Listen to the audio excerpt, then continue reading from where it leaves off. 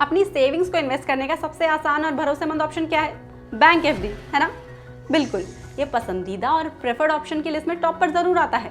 लेकिन क्या आपको पता है कि सिर्फ बैंक ही नहीं बल्कि कंपनीज भी आपको फिक्स डिपॉजिट का ऑप्शन देती हैं? इसे कहते हैं कंपनी एफडी। क्या है कंपनी एफडी, इसके क्या फायदे हैं और क्या नुकसान, चलिए डिटेल में समझते हैं।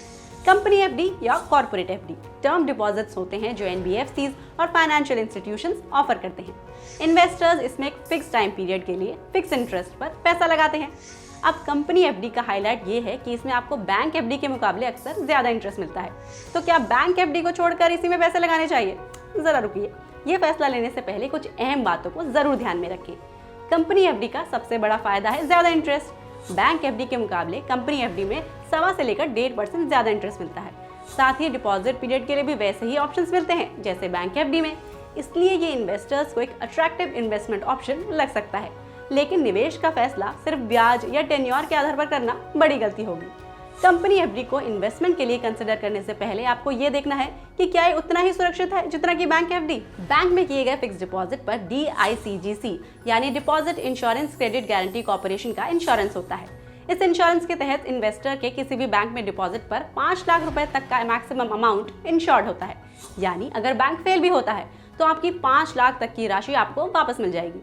और सरकारी बैंक में एफडी को तो और भी सिक्योर माना जाता है क्योंकि ये गारंटी होती है कि फेलियर के केस में सरकार उसे बेल आउट करा लेगी, तो कम से कम आपका पैसा नहीं डूबेगा। अब कंपनी एफडी के केस में ऐसी कोई गारंटी या इंश्योरेंस नहीं होता, तो सिक्योरिटी के मामले में कंपनी एफडी में निवेश करते समय ज्यादा सावधान होना जरूरी है। लेकिन मजबूत फाइनेंशियल वाली कंपनी काफी हद तक सिक्योर रिटर्न दे सकती है।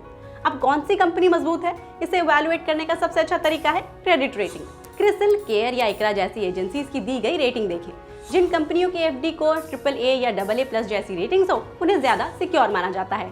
क्योंकि बात आपकी मेहनत की कमाई को निवेश करने की है तो सिर्फ एक पैरामीटर चेक करने से तो काम नहीं बनेगा। क्रेडिट रेटिंग के अलावा ये भी देखें कि कंपनी का फाइनेंशियल परफॉर्मेंस, मैनेजमेंट और बिजनेस मॉडल कैसा है।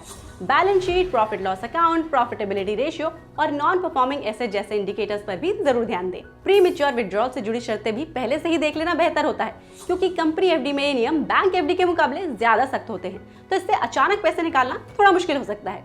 इसलिए इमरजेंसी फंड को कंपनी एफडी में लगाना समझदारी नहीं होगी। चलिए आखिरी पॉइंट पर आते हैं, यानी वही पहला पॉइंट, ज्यादा ब्याज।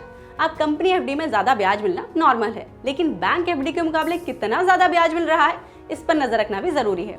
अगर ये डिफरेंस बहुत ज्यादा है तो एक खतरे की घंटी भी हो सकती है क्योंकि कोई भी कंपनी मार्केट रेट से काफी ज्यादा ब्याज तभी देना चाहेगी जब उसे उन रेट्स पर लोन नहीं मिल पा रहा हो, और ये कंपनी की रेपुटेशन के लिए अच्छी बात तो नहीं है।